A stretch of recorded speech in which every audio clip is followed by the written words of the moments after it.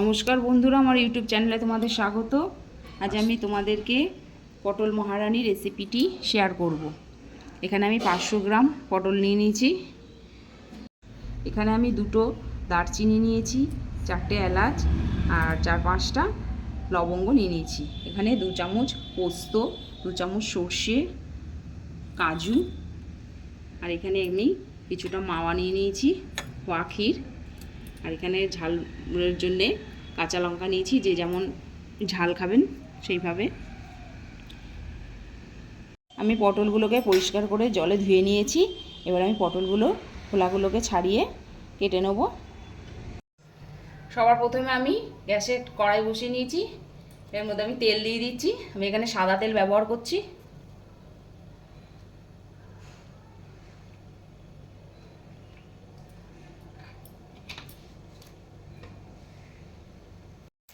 তেলটা গরম হয়ে গেছে, আমি এর মধ্যে গোটা গরম মশলাটা ফোড়ন দিয়ে দিলাম।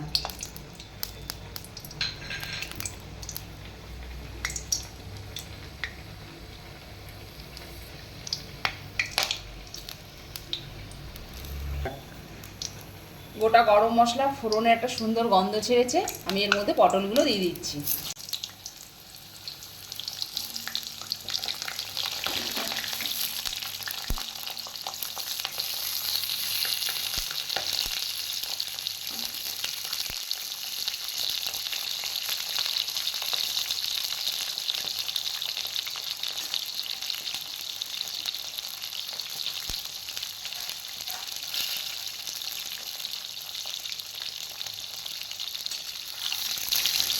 পটলগুলো আমি একটু নেড়ে নিচ্ছি।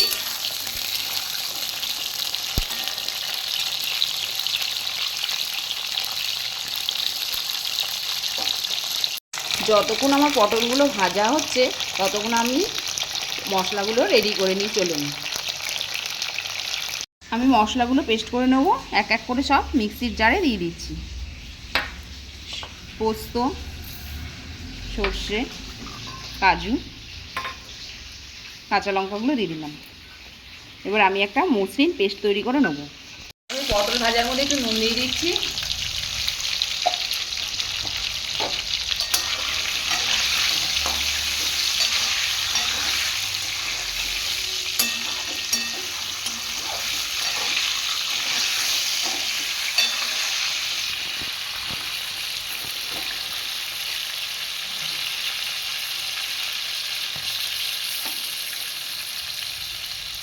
পটলগুলো ভাজা হয়ে এসছে।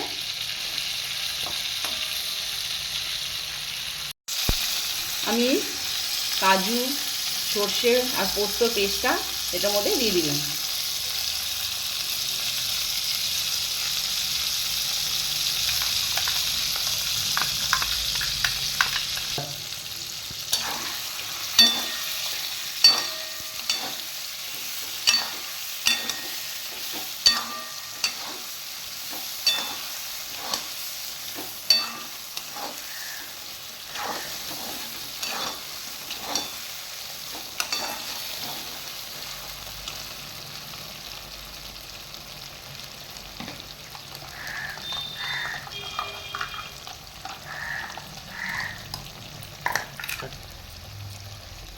আমি এখানে মশলার কাপ ধোয়া জলটা দিয়ে দিচ্ছি।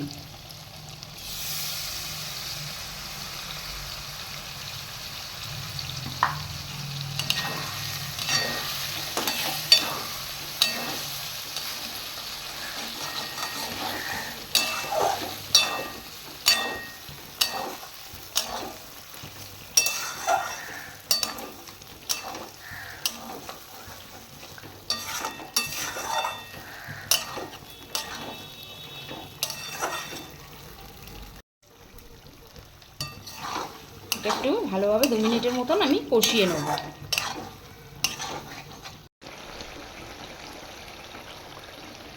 আমি এখানে একটু নুন দিয়ে দিচ্ছি স্বাদ মতন। তখন ভাজার সময় পটলটা নুন দিয়েছিলাম।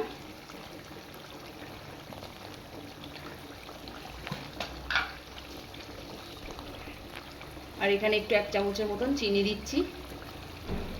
একটু মিষ্টি মিষ্টি হলে পটল মহারানী খুব সুন্দর খেতে টেস্ট হবে।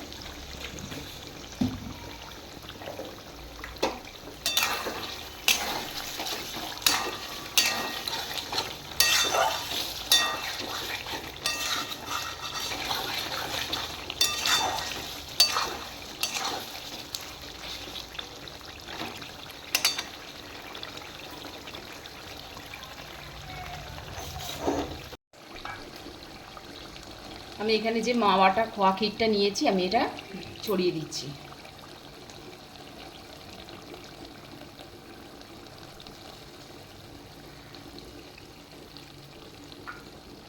আর এখানে কিছুটা দুধের সর নিয়ে নিয়েছি, আপনারা চাইলে ক্রিমও নিতে পারেন, ফ্রেশ ক্রিম। আমি এখানে দুধের সর নিয়ে নিয়েছি।